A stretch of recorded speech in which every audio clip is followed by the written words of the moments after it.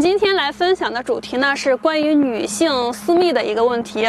有一些女性在生产过后，或者说是在更年期的时候，会产生一个漏尿、崩尿的过程。其实这个过程是非常尴尬的，比如说剧烈的咳嗽，或者说是开怀大笑，那就忍不住漏尿了。那么针对这个问题呢，我给大家带来2个方法可以改善。首先，第一个方法，找一块平面，然后呢，双手向上举之后坐下，坐下的时候大腿往后，让我们的臀部坐于我们的脚后跟。好，这个动作。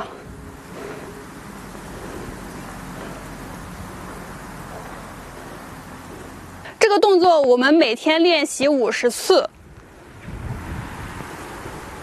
这是我们第一个动作。第二个动作呢，就是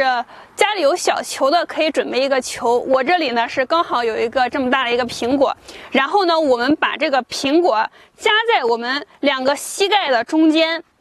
然后腿要注意，我们的腿呢是呈现一个外八的状态。好，双腿外八，然后用力夹着一个小球，这样的话就会锻炼到臀部括约肌的这个力量。我们第一个动作呢是初级的，第2个动作呢就相当于是一个进阶版。第2个动作呢，它的发力感是比较强的，所以我们每天可以练习10分钟、20分钟、30分钟，经常这样子锻炼下来呢，对于我们女士漏尿、崩尿的情况呢，就可以改善很多。那么今天呢，我的分享就欢迎您跟